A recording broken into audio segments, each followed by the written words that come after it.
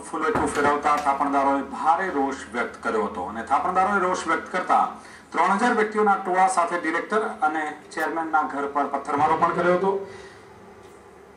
ફેર્યું છે સાબરકાંઠાના મોડાસામાં આવેલ પીપલ્સ સહકારી બેંકે થાપણદારોનું ફુલેકું ફેરવતા થાપણદારોએ ભારે રોષ વ્યક્ત કર્યો હતો। થાપણદારોએ રોષ વ્યક્ત કરતા 3000 વ્યક્તિઓના ટોળા સાથે ડિરેક્ટર અને ચેરમેનના ઘરે પથ્થરમારો પણ કર્યો હતો અને આ અંગે વધુ વિગત આપી રહ્યા છે અમારા રિપોર્ટર ભરત કડિયા। જી ભરત, सहकारी बैंक जी फुलेकू फेरव्યું છે, કેટલા રૂપિયાનું ફુલેકું ફેરવ્યું છે અને શું છે સમગ્ર વિગત?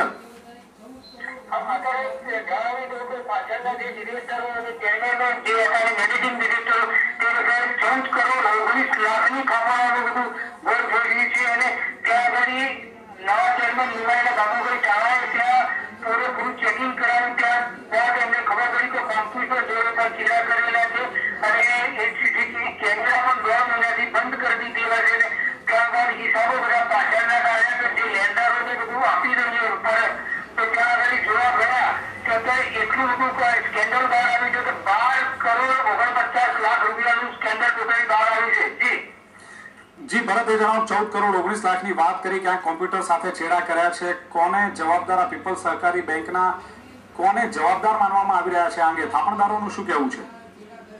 થાપણદારોનું કહેવું એવું છે કે જેના ચેરમેન તથા મેનેજિંગ ડિરેક્ટર તથા મેનેજરને આ છેડા કર્યા હોવા જોઈએ અને ત્યાં આગળ જે ડિરેક્ટરો હતા ડિરેક્ટરોના તેમના પોતાના ચલણની અંદરથી એ ડેટા બહાર આવ્યા તો ડેટાની અંદર એવું બતાવવામાં આવ્યું છે કે XY જેલના નામે 7 વ્યક્તિઓ એવા નીકળ્યા કે જે XY જેલના નામે કરોડો રૂપિયાની લોન ઉધારેલી છે અને ત્યાં આગળ બીજું એક નવું એક વસ્તુ જોવા મળ્યું હતું કે જે 6 વર્ષથી एक व्यक्ति एक्सपायर થઈ ગયો હતો તેના નામે 6.5 કરોડ રૂપિયા ઉધારી દેવામાં આવ્યા છે।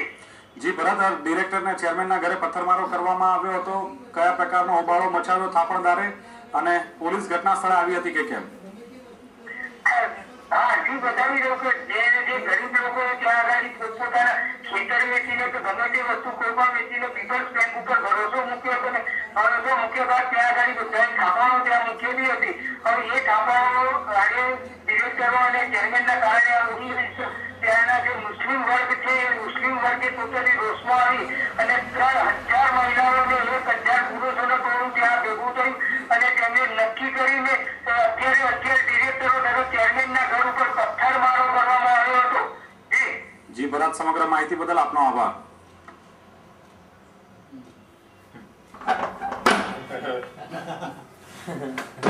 गुजारा और पड़ेगा।